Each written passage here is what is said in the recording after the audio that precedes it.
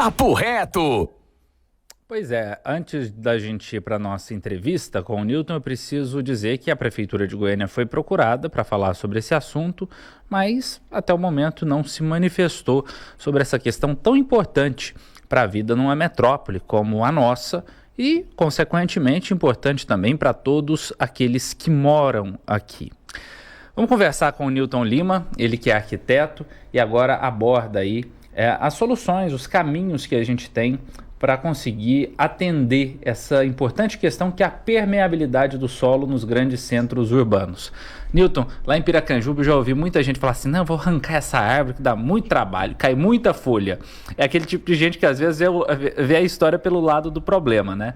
Fato é que muitas pessoas realmente cimentam seus quintais, deixam aquela área residencial ali muito mais impermeável e isso a longo prazo a gente vê traz questões sérias.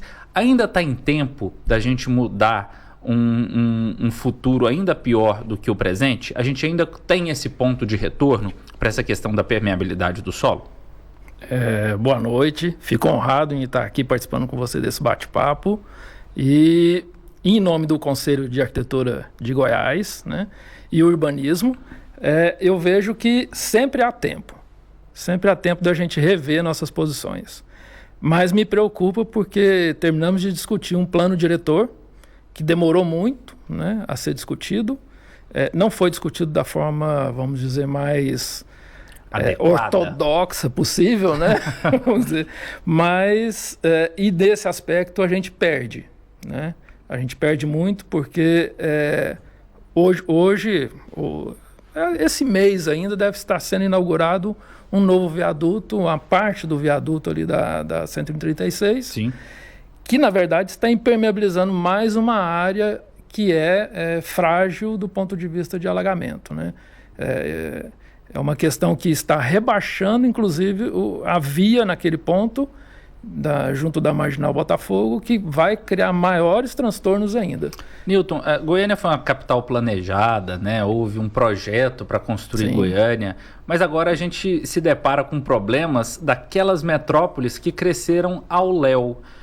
Quando Goiânia se perdeu e quando foi essa virada de chave em que a gente deixou de considerar que parâmetros sustentáveis de crescimento são necessários justamente para que a nossa população tenha qualidade de vida? Enquanto urbanista, a gente vê que o processo de urbanização é um processo, ele não para. E da mesma forma, Goiânia foi planejada para 50 mil habitantes, né? Então, se ela foi planejada para 50 mil habitantes, chega um momento que eu deveria ter que readequar esses planos, né? Esse processo tem que ser contínuo. E hoje o que a gente percebe é que os planos diretores são revistos a cada 10 anos por força de lei, mas não tem o interesse em resolver as questões da cidade, né? Me parece que a gente tem que enfrentar os problemas reais que o município e que vários municípios do país enfrentam nesse sentido. Quando a gente trabalha com essa lógica de adensamento populacional, né, Goiânia foi uma cidade que cresceu muito para cima nos últimos anos. A nossa perspectiva para esse cenário da impermeabilização do solo e para prevenção de acidentes graves, para realimentar o lençol freático, fica mais difícil ou mais fácil? Depende muito da postura e depende muito da quantidade de adensamento, né? É claro que o adensamento até um certo momento é interessante, porque utiliza toda a infraestrutura urbana viável e já construída que existe naquele local. Mas a partir de um determinado momento ele começa já a gerar problemas, né? A gerar mais problemas do que soluções. E aí congestiona todo o sistema de infraestrutura, tanto de coleta de águas pluviais, quanto de esgoto, quanto de energia, né?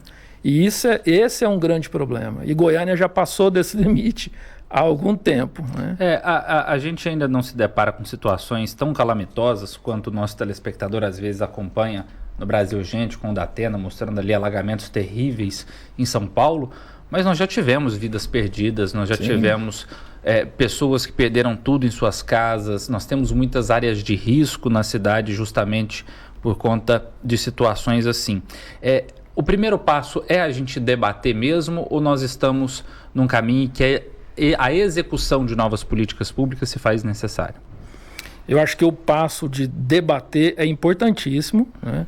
Você tem toda a razão, mas a gente precisa de um ambiente fértil para debater ideias e chamar os profissionais da área para conhecer, né?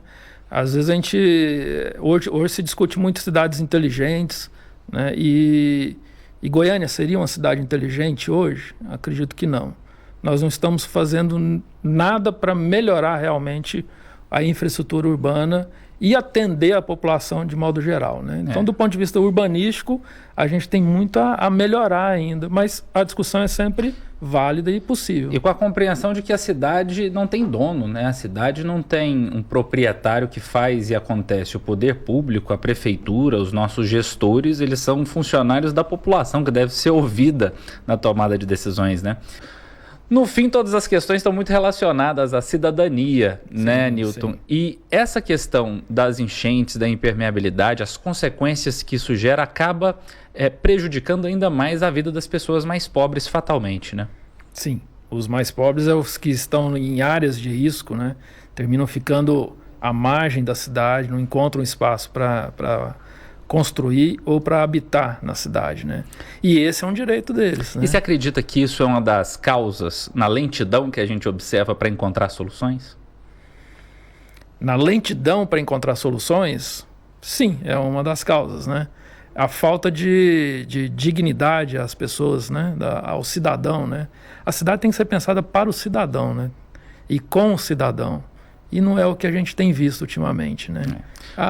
Aliás, há um bom prazo. Há um bom prazo, né? Mas tomara que o nosso futuro seja diferente disso. Queria agradecer a sua participação. Obrigado. E a sua disponibilidade em nos atender. Muito obrigado em nome do Conselho e fico à disposição de vocês. O espaço está sempre aberto. Uma ótima noite.